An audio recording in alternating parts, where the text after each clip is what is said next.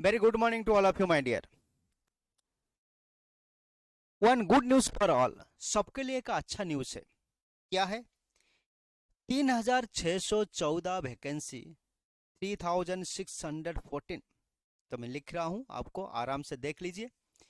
3614 vacancy आया है. 3614 vacancy apprentice के एक्ट अंदर टेम्पोरली एंगेजमेंट करने के लिए, चाहे वो आईटीआई स्टूडेंट हो कि डिप्लोमा स्टूडेंट हो कि एनी ग्रेजुएट स्टूडेंट हो, टेम्पोरली एंगेजमेंट करने के लिए ओएनजीसी के अंदर 1961 द अप्रेंटिस एक्ट की तरह ये वैकेंसी आया हुआ है. कितना वैकेंसी आया है? 3614 वैकेंसी आया. आपको याद रखना है. It is not a regular post. ये कोई रेगुलर पोस्ट नहीं है. आप बोलोगे सर मैंने अप्रेंटिस किया है, मेरे को एंगेजमेंट कर दो, ये नहीं होगा. तो it is not a regular post. It is only for the engagement.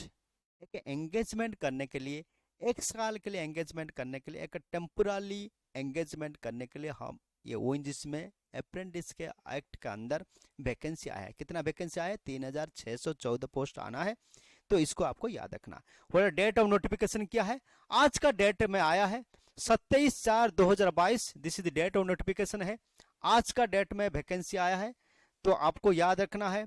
तो ये जो इतना सारा वैकेंसी है, इसमें क्या शो करता है? इतना सारे जो अप्रेंटिस एक्ट का जो वैकेंसी आया है, इसमें क्या शो कर रहा है? तो ये आज का वैकेंसी कौन सा? 27/4/2022 के अंदर आज ही आया. कितना लास्ट डेट कब है? लास्ट डेट है 15/5/2022 तक. मतलब हार्डली आपको 18 दिन वो दे रहा है. आपको हार्डली 18 दिन आपको दे रहा है ये वैकेंसी के अंदर आपको अप्लाई करने के लिए, ये टेम्पोरली एंगेजमेंट होने के लिए. ठीक है, सारे डिटेल में आपको बताऊंगा कैसे आपको अप्लाई करना है, वैकेंसी कैसा आया है, आपको कितना तनख्वाह मिलेगा, और आपको इसके लिए आपको कौन सा क्वालिफिकेशन वाला कौन सा क्वालिफिकेशन आपको जरूरत है, चाहे आईटीआई वाला हो कि डिप्लोमा वाला हो, कौन सा डिसिप्लिन का जरूरत है आपको, क्या है ये एससीबीटी होना चाहिए, स्टेट लेवल का आईटीआई होना चाहिए कि एनसीबीटी होना चाहिए कि डिस्टेंस लर्निंग एजुकेशन में ये सब हो रहा है कि नहीं, आप अप्लाई कर पाओगे ना, सारे चीज डिटेल में 1 बाय 1 करके आपको बताऊंगा. पहली बार हिस्ट्री में ओएनजीसी ने सेंट्रलाइजेशन किया. This is the centralisation. पहली बार आके इतना सारा वैकेंसी, पहली बार 3614 वैकेंसी जो आए हैं, सेंट्रलाइजेशन आया. सेंट्रलाइजेशन मतलब क्या है? देहरादून से है कि दिल्ली में है, कहाँ पे? ये पूरा आसर के बाद 20 वर्किंग सेंटर में टेम्पोरली एंगेजमेंट करने के लिए इतना सारा वैकेंसी आया पहली बार. लेकिन पहले क्या होता था? पहले जोन वाइज निकलता था, पहले आसेट वाइज निकलता था. पहले अहमदाबाद आसेट के लिए इतना बंदे चाहिए तो इतना वैकेंसी आता था. फिर बड़ौदा के लिए इतना वैकेंसी चाहिए, इतना वैकेंसी आता था. फिर देहरादून के लिए इतना वैकेंसी आ रहा है, इतना वैकेंसी बंदे चाहिए, इतना वैकेंसी आता था. लेकिन ये अप्रेंटिस एक्ट में हमको एक ही चीज सीखने को मिल रहा है. क्या हो गया? क्या मिला? दिस इज का दिस सेंट्रलाइजेशन. अरे भाई, क्या इनकमिंग जो ओएनजीसी एग्जाम क्या सेंट्रलाइजेशन हो जाएगा क्या कि नहीं? ये भी क्वेश्चन एराइज होता है. लेकिन वो की बात है, जब वैकेंसी आएगा तब पता चलेगा. लेकिन आज का जो वैकेंसी आया है, आज का जो अप्रेंटिस एक्ट की तरह जो टेम्पोररी एंगेजमेंट के लिए जो वैकेंसी आया है, अप्रेंटिस जो आया है, 20 वर्क सेंटर के लिए आप अप्लाई कर सकते हो. आपका एंगेजमेंट कितना? 20 वर्क सेंटर के लिए आप अप्लाई कर सकते हो. उससे पहले मैं आपको थोड़ा सा बता दूं, ONGC is a number 1 Maharatna company of India. ONGC is a number 1 Maharatna company. आपको पता होना चाहिए, गवर्नमेंट ऑफ इंडिया का एक कंपनी है. This is also Maharatna. 2टा मिनी रत्न है, नवरत्न है, महारत्न कंपनी है. महारत्न कंपनी 2010 में ओएनजीसी को गवर्नमेंट ऑफ इंडिया ने दिया है. तो this is also Maharatna company, number 1 Maharatna company of India. आपको इसमें कोई डाउट होना नहीं चाहिए. ठीक है, तो ये पहली बात. तो कितना है, कितना लोकेशन है, लोकेशन वाइज, और आपको कितना सीट वाइज, सारे डिटेल लिस्ट आपको दे दिया. पहले हम चलते हैं नॉर्दर्न सेंटर का. नॉर्दर्न सेंटर मतलब क्या है? दिल्ली में है कि देहरादून है, उसमें कितना वैकेंसी आया है, वो कौन सा ट्रेड के लिए कितने बंदे भी वो लेगा और कितना सीट भी लेगा, उसके लिए भी डिटेल भी दे दिया. देखिए, पहले हम चलते हैं देहरादून में. देहरादून में कितना? ये देहरादून सेंटर है. देहरादून में कौन सा है? अकाउंट एजुकेटर के लिए 20 सीट है, ऑफिस असिस्टेंट के लिए 20 सीट है, कंप्यूटर ऑपरेटर के लिए 20 सीट है, इलेक्ट्रीशियन के लिए 10 सीट है, फिटर के लिए 10 सीटें, डीजल मैकेनिक के लिए 10 सीटें, मैकेनिक्स के लिए भी 10 सीटें, लेबोरेटरी असिस्टेंट, कार्डियोलॉजी, फिजियोलॉजी, ये पहली बार मेडिकल लेबोरेटरी के लिए बंदे भी ले रहे हैं ONGC, information computer technology maintenance के लिए 10 बंदे, ऐसे करके कितने बंदे ले रहे हैं? ऐसे करके देहरादून के लिए हमको 159 वैकेंसी है और दिल्ली के लिए भी 40 है। टोटल नॉर्दर्न सेंटर के लिए 209 वैकेंसी है।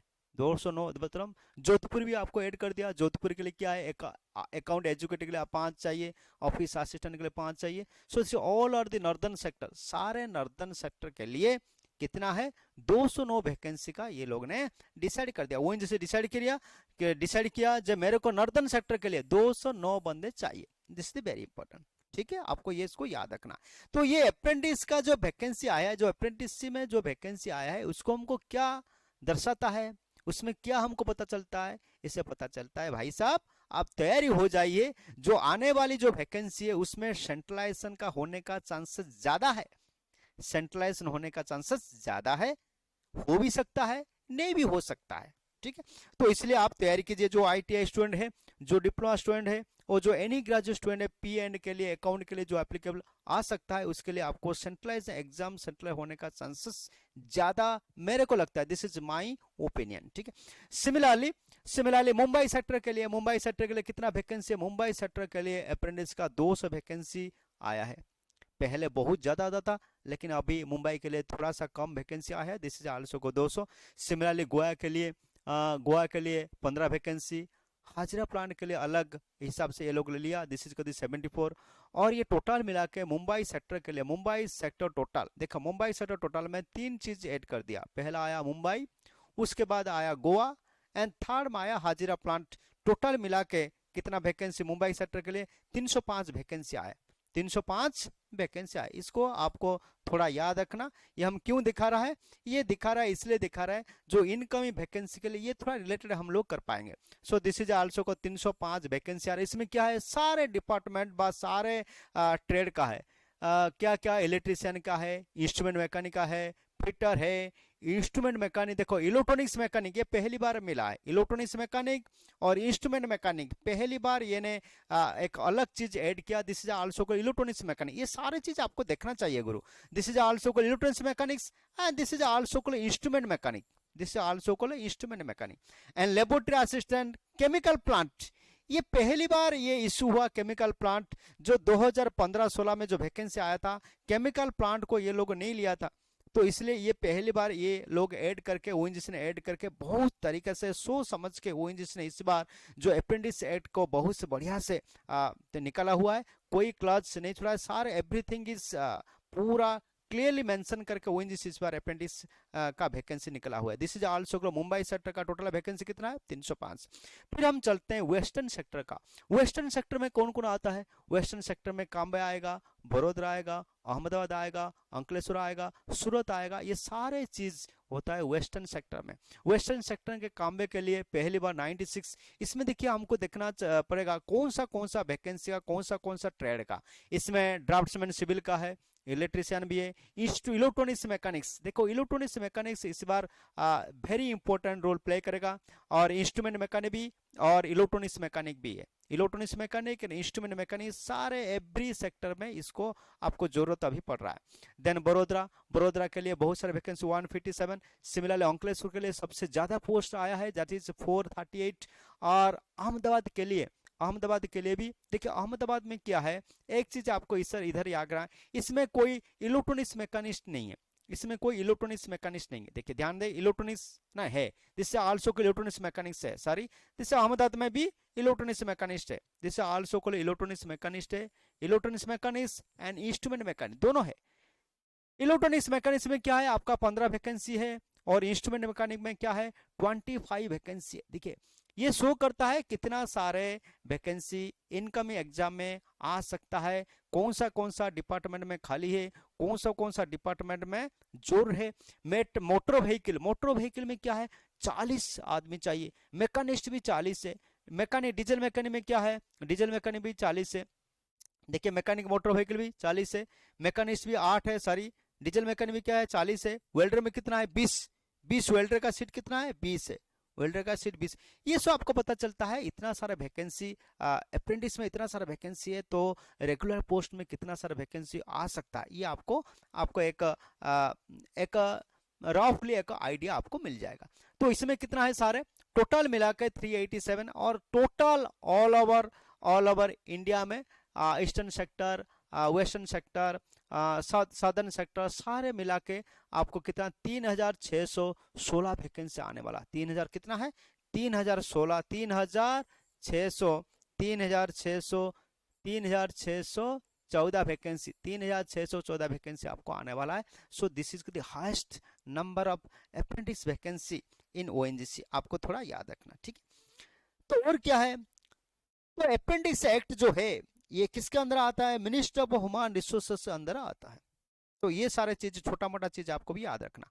अब हम चलते हैं, तो कौन सा आपका एज क्राइटेरिया क्या है, कैसे आप अप्लाई कर सकते हो, उसका एज लिमिट क्या है, कैसे अप्लाई कर सकते हो, आपको कितना तनख्वाह मिलेगा, ये सारे अप्रेंटिस एक्ट में लिखा हुआ होता है, ठीक है।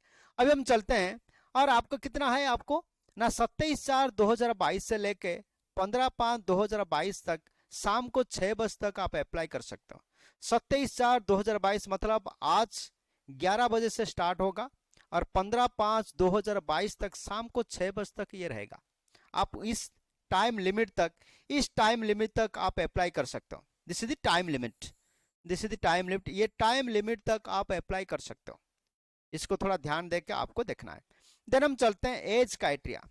तो इसको एज क्राइटेरिया क्या है, what is the age criteria for the applying apprentice act के अंदर जो हम अप्लाई करेंगे, तो अप्लाई करने के लिए हमको कितना एज होना चाहिए, this is also called age criteria.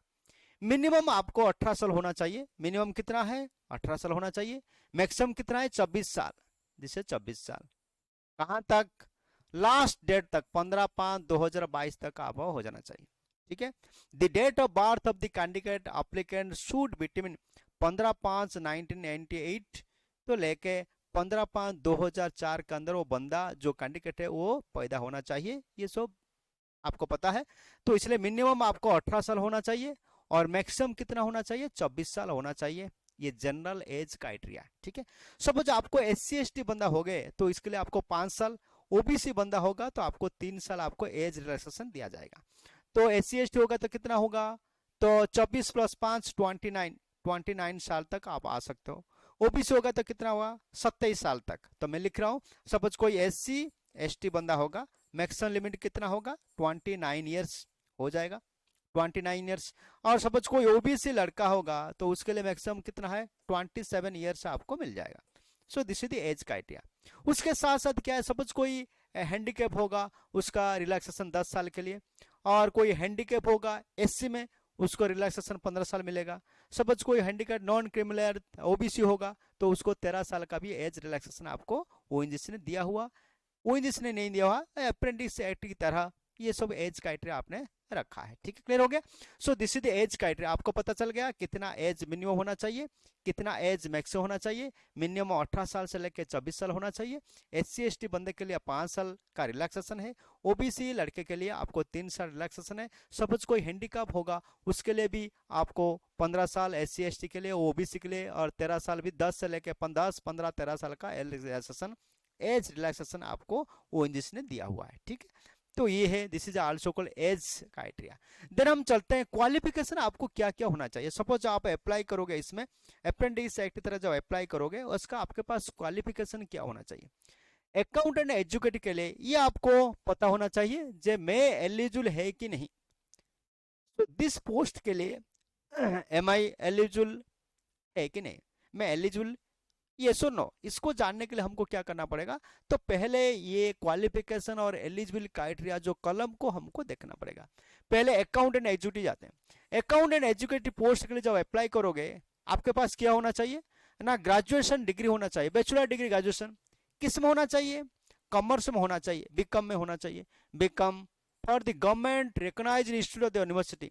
तो इंस्टीट्यूट होगा कि यूनिवर्सिटी होगा, UGC और AICTE अप्रूवल होना चाहिए। UGC होगा नहीं तो AICTE अप्रूवल। सपोज कोई यूनिवर्सिटी है, यूनिवर्सिटी रिकॉग्नाइज्ड आज UGC। कोई पर्टिकुलर इंडिविजुअल इंस्टीट्यूट होगा तो AICTE अप्रूवल होना चाहिए। तो ये क्राइटेरिया है, ठीक है। तो सिमिलर बैचलर डिग्री ग्रेजुएशन और इन कॉमर्स होना चाहिए। किसके लिए? आपको अकाउंट एजुकेटिव पोस्ट के लिए सपोज अप्लाई करोगे, आपके पास बीकॉम का सर्टिफिकेट होना चाहिए। सपोज फॉर एग्जाम्पल कोई बंदा ऑफिस असिस्टेंट के लिए, कोई लड़का के लड़की ऑफिस असिस्टेंट के लिए अप्लाई करना चाहता है, उसके लिए क्या होना चाहिए? BA होना चाहिए, bachelor degree graduation in BA और BBA bachelor in business application, BBA bachelor in business application हो सकता है, नहीं तो bachelor in arts, simple BA और BBA बंदा भी आप अप्लाई कर सकते हो। लेकिन वो इंस्टीट्यूट और द यूनिवर्सिटी आपका AICTE और UGC रिकॉग्नाइज होना चाहिए, ठीक है। देन हम चलते हैं थर्ड सीरियल नंबर में, दैट इज का दी सेक्रेटरी असिस्टेंट, जो ऐसे बोलते हैं सेक्रेटरी असिस्टेंट के लिए आपको सिंपल ITI स्टेनो होना चाहिए, स्टेनो का एक सर्टिफिकेट मिलता है आपको, स्टेनो का 6 महीना की 1 साल उसका ड्यूरेशन कुछ है, वो आपके पास सर्टिफिकेट होना चाहिए। So this is the secretary assistant. COPA के लिए भी आपको पास होना चाहिए, computer operator and programming assistant के लिए आपको ITI कोपा का सर्टिफिकेट आपको होना चाहिए, कोपा ट्रेड का।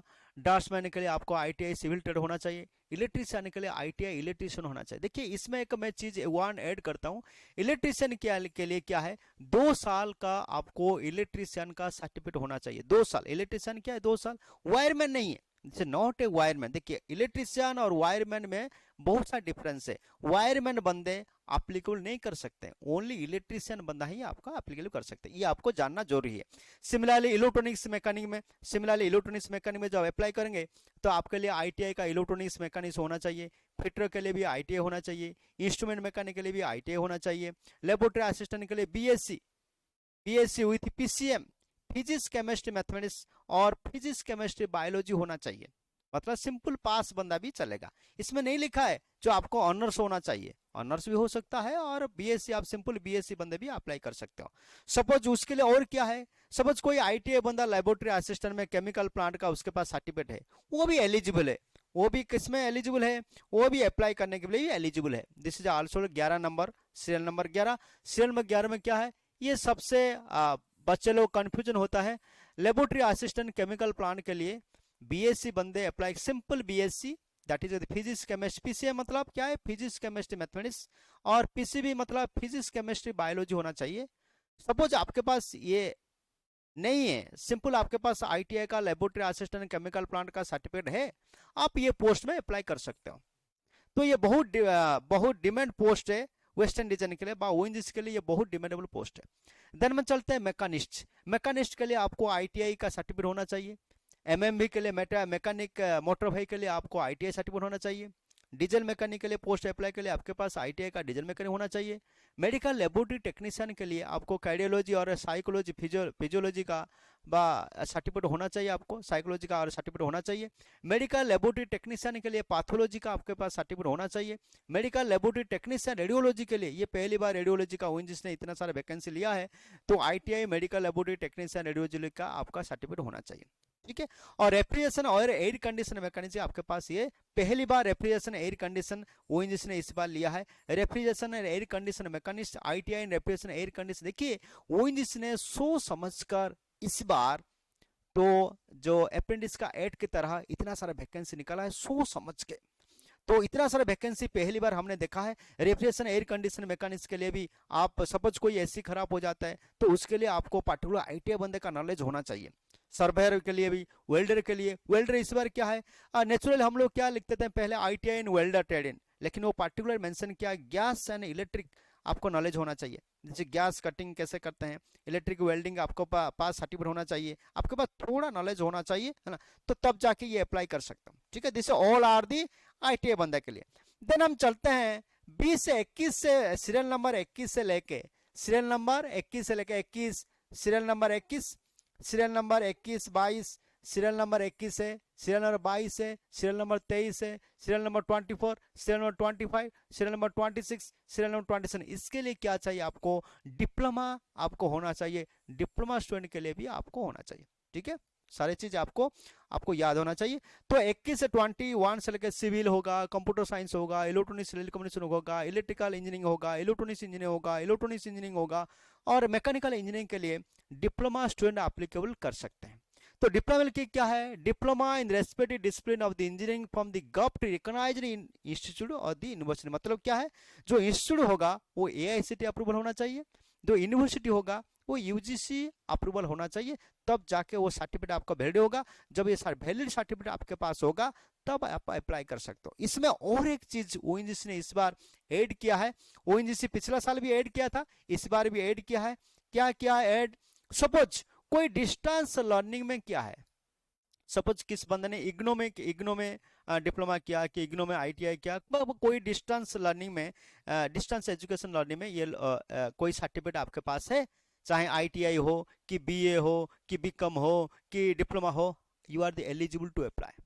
समझ में आया ना, क्या लिखा, qualification required for distance learning shall also be accepted provided they have been recognized by the statutory body। मतलब वो आपका यूजी सर्टिफिकेट होना चाहिए, सॉरी, और द एआईसीटी अप्रूवल होना चाहिए, यूजीसी अप्रूवल एंड आज वेल एज यूजी। सपोज कोई यूनिवर्सिटी होगा तो यूजीसी अप्रूवल होगा, कोई इंस्टीट्यूट होगा, इंडिविजुअल इंस्टीट्यूट होगा तो एआईसीटी अप्रूवल होना चाहिए, तब जाके यू आर द रिकॉग्नाइज्ड। ये पहली बार ओएनजीसी ने, पिछला साल भी किया था, इस बार भी ओएनजीसी डिस्टेंस लर्निंग वालों को वो भी एक सुযোগ दे रहा है ओएनजीसी ने, ठीक है। और क्या क्या है, और क्या चाहिए, ट्रेड सर्टिफिकेट जो है इसमें दो वही हो सकता है, क्या है, स्टेट लेवल का, स्टेट बोर्ड का टेक्निकल एजुकेशन भी हो सकता है और एनसीबीटी का भी हो सकता है, स्टेट भी हो सकता है और एनसीबीटी। ये नहीं जो खाली एनसीबीटी बंदे ही अप्लाई कर सकते हैं, नो, स्टेट लेवल के बंदे भी अप्लाई कर सकते हैं और सेंट्रल बा this is your national council बा सेंट्रल लेवल का भी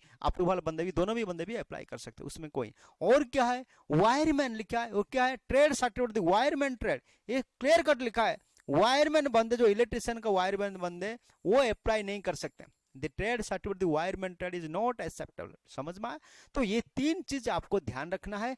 पहले क्या रखना है, आपको जो डिस्टेंस एजुकेशन वाला जो है वो भी अप्लाई कर सकते हैं, उसमें क्या होना चाहिए, आपका इंस्टीट्यूट बाय यूनिवर्सिटी रिकॉग्नाइज होना चाहिए, नंबर 1। नंबर 2 पोस्ट क्या है, नंबर 2 पोस्ट क्या है, ट्रेड वायरमैन अप्लाई नहीं कर सकते।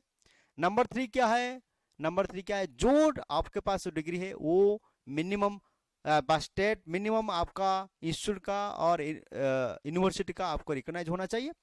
और लास्ट में क्या बोला, सब जो आईटीआई बंदे हैं स्टेट लेवल और सेंटर का दोनों भी अप्लाई कर सकते हैं, ये आपको ध्यान में रखना। और क्या है, बीए होगा, बीकॉम होगा, बीबीए होगा, bachelor of business administration most post qualification recognised by the relevant statutory body like UGC and AICTE. देखिए मैंने बोला था आपको यूजीसी और एआईसीटी अप्रूवल होना चाहिए, यूजीसी एंड एआईसीटी। यूजीसी कौन रिकॉग्नाइज करेगा, यूनिवर्सिटी, सारे यूनिवर्सिटी को यूजीसी रिकॉग्नाइज करता है, सारे इंडिविजुअल इंस्टीट्यूट को कौन रिकॉग्नाइज करता है, एआईसीटी अप्रूवल करता है। सपोज कोई आईटी कोई डिप्लोमा स्टूडेंट है उसको एआईसीटी अप्रूवल करना चाहिए। सपोज कोई BBA bachelor of business administration, bachelor of business administration, वो एआईसीटी अप्रूवल होना चाहिए और कोई यूजीसी अप्रूवल होना चाहिए, तब जाके you are the eligible to apply, ठीक है। तो ये जो ट्रेनिंग है, ये क्या लिखा, ड्यूरेशन ऑफ ट्रेनिंग, ये ट्रेनिंग पीरियड कितना है, ये 1 टाइप द ड्यूरेशन ट्रेनिंग कितना है, ड्यूरेशन ट्रेनिंग कितना है, 12 मंथ कितना है ना, 1 साल के लिए आपको ट्रेनिंग दिया जाएगा फॉर ऑल ट्रेड मेंशन अब, ओनली 1 साल के लिए, ओनली 1 साल के लिए आपको ध्यान होना चाहिए। ये 1 साल के लिए हम लोग ये टेम्पोरली एंगेजमेंट के लिए ये अप्रेंटिस एक्ट जो 1961 एक्ट क्या, ये 1 टाइप द टेम्पोररी एंगेजमेंट, क्यों, आपको एक्सपीरियंस सर्टिफिकेट मिलेगा। इस एक्सपीरियंस सर्टिफिकेट को लेके सपोज नियरली फ्यूचर में सपोज ओएनजीसी का कोई वैकेंसी आ रहा है, सपोज आप ओएनजीसी के अंदर आपने अप्रेंटिस किया है तो आपको क्या है, चांसेस है उसमें, क्या है ओएनजीसी में क्या है, सपोज आने वाली वैकेंसी में, सपोज ओएनजीसी का आने वाली वैकेंसी 1000 की 2000 की 3000 जितना वैकेंसी आ रहा है, सपोज आप आईटीआई ओएनजीसी में क्या है, अप्रेंटिस ओएनजीसी में क्या है, आपको कुछ फायदा का, कुछ मार्क का आपको फायदा मिल सकता है, 2 मार्क की, 3 मार्क की, 5 मार्क, ऐसे कुछ मार्क का आपको बेनिफिट मिलेगा। सो दिस इज ए आपको एक्सपीरियंस सर्टिफिकेट मिलेगा भी और आपको मार्क की बेनिफिट मिलेगा, दोनों बेनिफिट मिल सकता है। तो इसीलिए तो ये बेनिफिट वजह से हम भी ओएनजीसी में आने का चांसेस भी ज्यादा बढ़ जाता है, ठीक है। इसीलिए मैक्सिमम स्टूडेंट क्या करते हैं, ओएनजीसी में अप्रेंटिस के लिए अप्लाई कर सकते हैं। तो हमको स्टाइपेंड क्या मिलेगा, ये तो स्टाइपेंड बोलते हैं हमको, हम इसको क्या बोलते हैं, स्टाइपेंड मिलते हैं, इसमें तो कोई सैलरी नहीं मिलेगा, इसको नहीं बोल सकते हम सैलरी, इसको नहीं बोल रहे हैं मैं नौकरी कर रहा हूँ, नहीं, it's 1 type of the temporary engagement है, आपको स्टाइपेंड मिलेगा, नॉट एला सैलरी, मेरे को सैलरी नहीं मिल रहा है, ऐसा नहीं, अरे स्टाइपेंड मिल रहा है, हम लोग को पढ़ रहे हैं, सीख रहे हैं, ये जो one type of engagement, temporary engagement है। तो the apprentice are eligible monthly stipend, आपको क्या मिलेगा, स्टाइपेंड मिलेगा, ये मंथली स्टाइपेंड आज पर द अप्रेंटिस एक्ट 1961 की तरह जो एक्ट है उसके अंदर क्या लिखा है, सपोज कोई ग्रेजुएट अप्रेंटिस, ग्रेजुएट बीए वाला हो कि बीकॉम वाला हो कि बीएससी वाला हो कि बीबीए वाला हो, आपको मंथली कितना स्टाइपेंड मिलेगा, मंथली 9,000 रुपया आपको स्टाइपेंड मिलेगा, मंथली, मंथ, हर मंथ में आपको 9,000 रुपया आपको आपका अकाउंट में आ जाएगा। सिमिलरली कोई आईटीआई बंदा होगा, 1 साल का आईटीआई बंदा है, एक 1 ईयर आईटीआई क्या है, 1 ईयर आईटीआई मतलब क्या, सपोज कोई वेल्डर वाला है जिसे 1 ईयर आईटीआई, सपोज कोई डीजल मैकेनिक है 1 ईयर आईटीआई, ठीक है, समझ, सपोज 1 ईयर आईटीआई वाला होगा उसको क्या मिलेगा, 7,700 रुपया आपको मिलेगा, 7,700 रुपया आपको मिला।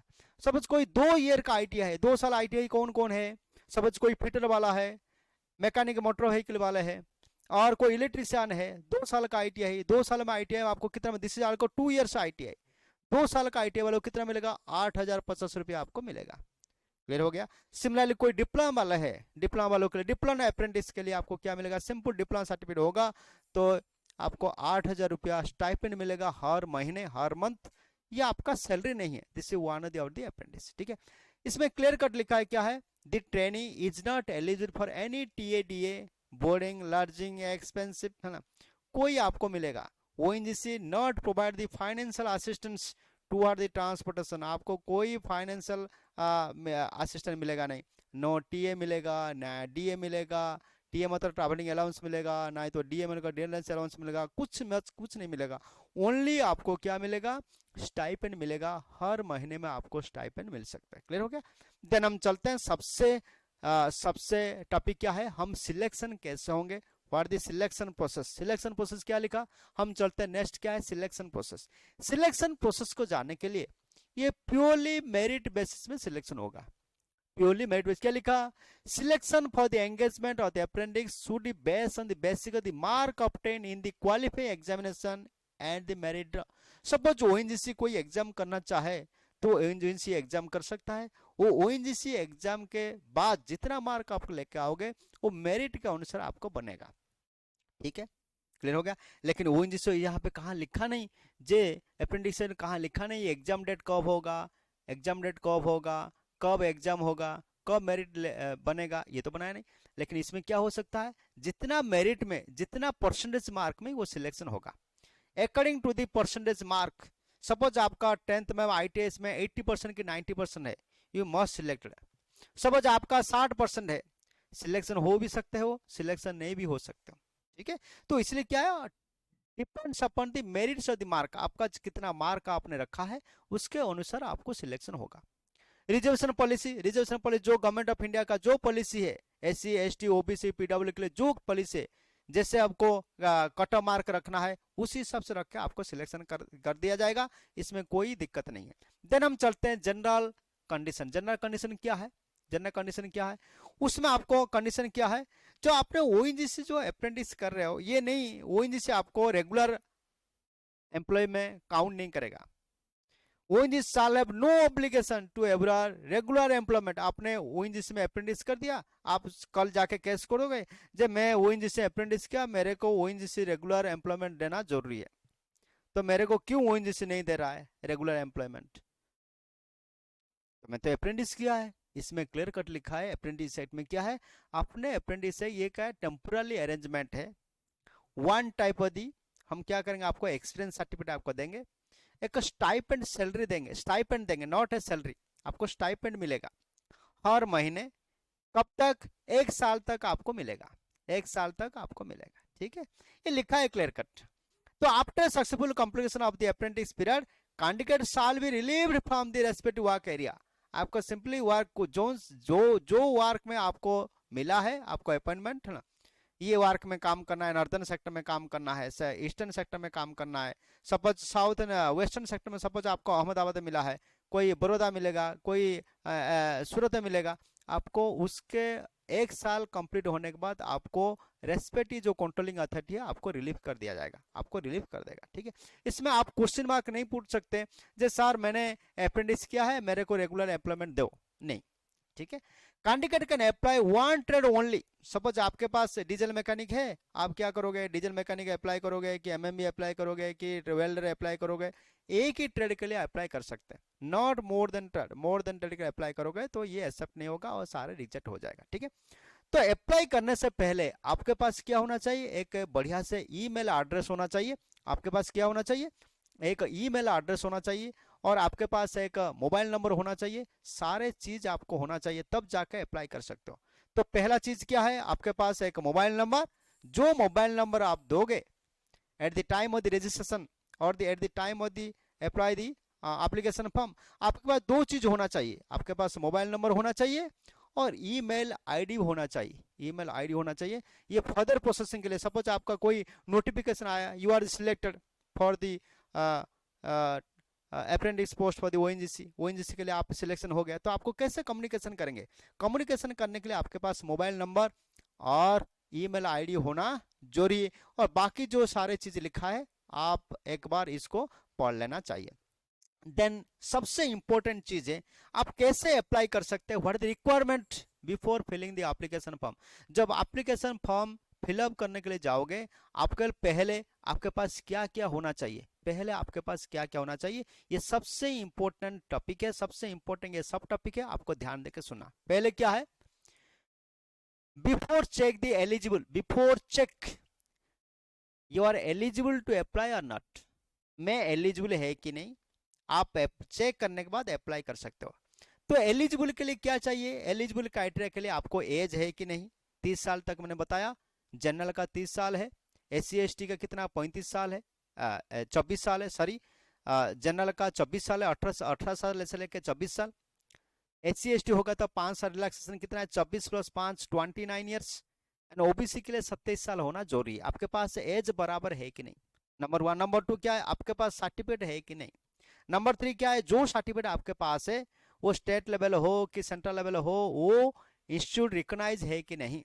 और डिस्टेंस एजुकेशन भी चलेगा, कोई दिक्कत नहीं। क्लियर हो गया, ये आपको this is also called eligible to apply, आप एलिजिबल है कि नहीं। सपोज आपको पता चला मैं एलिजिबल हूं, तो आप अप्लाई कर सकते हो। कैसे अप्लाई करोगे, तो अप्लाई करने के लिए पहले आपको क्या करना पड़ेगा, रजिस्ट्रेशन करना पड़ेगा। You must have the registration. समझ में आया, पहले क्या करना पड़ेगा आपको, रजिस्टर फास्ट आपको क्या करना पड़ेगा, candidate have to register, fast register आपको करना पड़ेगा, आपका नाम को रजिस्ट्रेशन करना पड़ेगा। कैसे रजिस्ट्रेशन करोगे, रजिस्ट्रेशन करने के लिए ये वेबसाइट है, ये वेबसाइट में खोलना, वेबसाइट को जाना। कौन सा वेबसाइट है, तो apprenticeshipindia.org, apprenticeshipindia.org वेबसाइट में जाना। वेबसाइट में जाके आपको रजिस्ट्रेशन करना है। ध्यान देके सुनिए कैसे अप्लाई करोगे। अप्लाई करने से पहले ये जो रिस्पेक्ट गिवन जो वेबसाइट का जो ORL है, कोड है, बा ORL जो साइट है, जो वेबसाइट का साइट है, वेबसाइट में आपको जाना है। पहले वेबसाइट में जाके आपको पहले रजिस्ट्रेशन करना है। रजिस्ट्रेशन में आपको क्या क्या मांगेगा, रजिस्ट्रेशन मांगेगा आपका नाम क्या है, आपका कौन सा ट्रेड का है, आपका सर्टिफिकेट का नंबर, ये सारे चीज मांग सकता है। मांगने के बाद आपको एक कोड इश्यू होगा, बा एक रजिस्ट्रेशन नंबर इश्यू होगा, रजिस्ट्रेशन नंबर और रजिस्ट्रेशन नंबर इश्यू होगा, एक रजिस्ट्रेशन नंबर आपको जनरेट होगा। ठीक है, आफ्टर सक्सेसफुल रजिस्ट्रेशन सक्सेसफुल होने के बाद आपको एक रजिस्ट्रेशन नंबर मिलेगा। ध्यान देके सुनिए माय डियर, रजिस्ट्रेशन आपने कर दिया, रजिस्ट्रेशन करने के बाद आपको एक रजिस्ट्रेशन नंबर मिलेगा, रजिस्ट्रेशन नंबर मिलेगा। वही रजिस्ट्रेशन नंबर को आपको रख के दैट रजिस्ट्रेशन आंसर है ना, जब अप्रेंटिस के लिए अप्लाई करोगे, वही रजिस्ट्रेशन नंबर को कहाँ अप्लाई करना। ये काम, पहला काम क्या है, फर्स्ट काम क्या है, व्हाट इज योर फर्स्ट काम, पहला काम क्या है आपका, पहला काम क्या है, आपको ये वेबसाइट में जाके आपको पहले रजिस्ट्रेशन करना है। नंबर 1, रजिस्ट्रेशन करने के बाद आपको एक रजिस्ट्रेशन नंबर मिलेगा, ये रजिस्ट्रेशन नंबर नोट कर देना। नोट करने के बाद आपको क्या करना है, ये ONGC-apprentice.ONGC.co.in ये खोलना है आपको। सेकंड ये वेबसाइट खोलना है। सेकंड वेबसाइट कैसे खोलोगे, गूगल में जाना कि इंटरनेट एक्सप्लोरर में जाना, आपको www.ONGC-apprentice.ONGC.co.in में खोलना, वेबसाइट खोलना। खोलने के बाद आपको जो रजिस्ट्रेशन नंबर है वो रजिस्ट्रेशन अप्लाई करना। ठीक है, रजिस्ट्रेशन अप्लाई करने के बाद ये आपको काम खत्म हो गया। ठीक है, तो ये एप्लीकेशन करने से पहले आपके पास ये सारा चीज होना चाहिए। क्या होना चाहिए? आपके पास एक मोबाइल नंबर होना चाहिए, आपके पास ईमेल आईडी होना चाहिए, ईमेल आईडी होना चाहिए। पुराना ईमेल आईडी नहीं होना चाहिए, जो कम्युनिकेशन चलता रहा वही ईमेल आईडी आपको होना चाहिए। नहीं होगा तो आपको तुरंत एक ईमेल आईडी भी बनाना चाहिए। ईमेल आईडी बना के जीमेल में कि याहू मेल में कोई भी एक ईमेल आईडी बना देना। आपका मोबाइल नंबर है, मोबाइल नंबर हो गया, ईमेल आईडी नंबर भी बन गया, और नंबर 3 क्या है? आपको रजिस्ट्रेशन नंबर भी बन गया। रजिस्ट्रेशन नंबर कहाँ मिला? जो apprenticeship.india.org में जाके आप पहले रजिस्ट्रेशन करोगे। रजिस्ट्रेशन करने के बाद आपको एक रजिस्ट्रेशन नंबर मिलेगा। आपको ये 3 चीज आपके पास होना चाहिए। पहला क्या है? ईमेल आईडी, सेकंड क्या है? मोबाइल नंबर, थर्ड क्या है? आपका रजिस्ट्रेशन नंबर। ये 3 चीज आपके पास मिनिमम होना चाहिए। उसके साथ साथ आपको और क्या चाहिए? उसके साथ साथ आपके पास क्या है? आपके पास क्या होना चाहिए ना? आपके पास आपका फोटो होना चाहिए। आपके पास आपका फोटो होना चाहिए, फोटो होना चाहिए। तो स्कैन फोटोकॉपी आपके पास स्कैन फोटो होना चाहिए।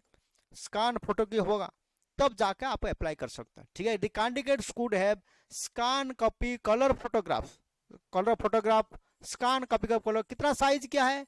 20 से लेकर 50 KB तक आपके पास होना चाहिए। तो क्या करोगे? ये सारी चीज आपके रजिस्ट्रेशन नंबर मिल गया, आपके पास ईमेल है, आपके पास मोबाइल नंबर है, और आपको एक पास फोटो लेके जाना। कोई भी एक कंप्यूटर दुकान पे कोई कंप्यूटर शॉप में जाना, उसको बोलते मेरे को इतना स्कैन कर देना 20 से लेकर 50 KB।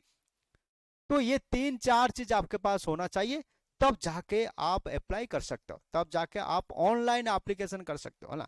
This is no offline application, कोई ऑफलाइन एप्लीकेशन नहीं है, only for the online application. ठीक है, after successfully applying the all the registration online application, the candidate must take the print out of the filled application for the future reference. समझ में आया? तो आपने apply कर दिया, सब कुछ कर दिया, स्कैन कभी आपके पास स्कैन फोटो करके सब रख दिया, अप्लाई कर दिया ऑनलाइन।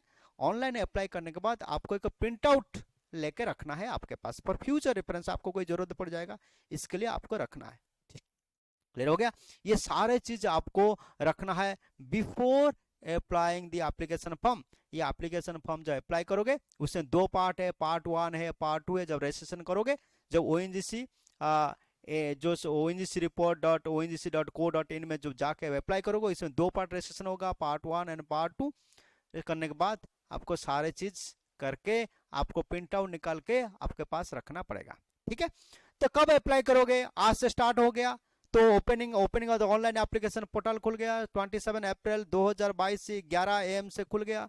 बंद कब होगा ना? 15 मई 2022 में शाम को 6 बजे बंद हो जाएगा। डेट ऑफ रिजल्ट सिलेक्शन कब निकलेगा? डेट ऑफ रिजल्ट सिलेक्शन भी निकल जाएगा। तो कितना निकलेगा? कब निकलेगा? 23 मई, 23 मई को आपको निकल जाएगा। देखो, दिस इज फास्ट प्रोसेसिंग, कितना फास्ट प्रोसेसिंग हो रहा है, समझ में आया? तो इससे पता चलता है क्या है, ONGC कोई एग्जाम करेगा नहीं, ONGC कोई एग्जाम करेगा नहीं। The only for the selection based on the merit list. आपको मेरिट लिस्ट अनुसार वाले आपको कितना परसेंटेज मार्क रखा है उसके अनुसार आपका सिलेक्शन होगा। Simply, this is simply.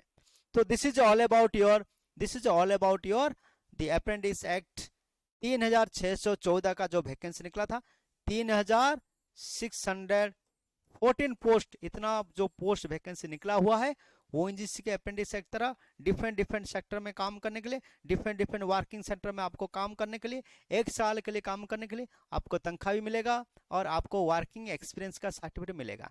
वही वर्किंग एक्सपीरियंस आपको बहुत काम आएगा फ्यूचर। कोई कंपनी में आपको जॉब करना है, चाहे ONGC में नौकरी करना है कि NTPC में नौकरी करना है कि कोई भी कंपनी में, प्राइवेट सेक्टर हो कि गवर्नमेंट सेक्टर हो, कोई भी कंपनी आपको नौकरी करने के लिए ये जो 1 साल का जो अप्रेंटिस सर्टिफिकेट आपको बहुत काम देगा। So this is dated as a experience certificate. आपको ये एक्सपीरियंस सर्टिफिकेट का काम करेगा, एक्सपीरियंस सर्टिफिकेट का बली ये काम करेगा। ठीक है, तो आपको देर मत कीजिए माय डियर।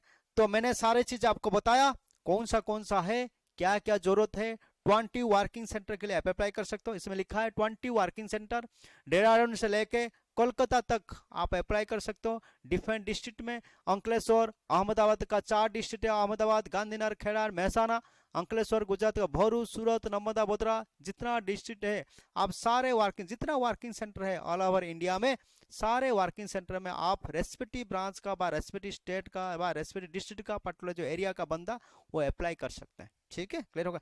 ये नहीं जो आपका कोई अहमदाबाद का बंदा आपको अप्रेंटिस करने के लिए देहरादून जाना पड़ेगा, नहीं, ये नहीं हो सकता। वो सब क्राइटेरिया ओएनजीसी बहुत ख्याल रखता है। So this is all about your apprentice act my dear. ये सिंपल वैकेंसी आया है, 3614 वैकेंसी आया है। ठीक है, तो ये वैकेंसी से हमको क्या पता चलता है, ये वैकेंसी हमको पता चलता है वैकेंसी और ये अप्रेंटिस वैकेंसी और द रेगुलर वैकेंसी एक रेशियो होता है। This is also some ratio, वो रेशियो के अनुसार हमको पता चलेगा इनकमिंग वैकेंसी कब आ सकता है, इनकमिंग वैकेंसी कितना आ सकता है। ठीक है, so this is all about your apprentice act. Thank you very much।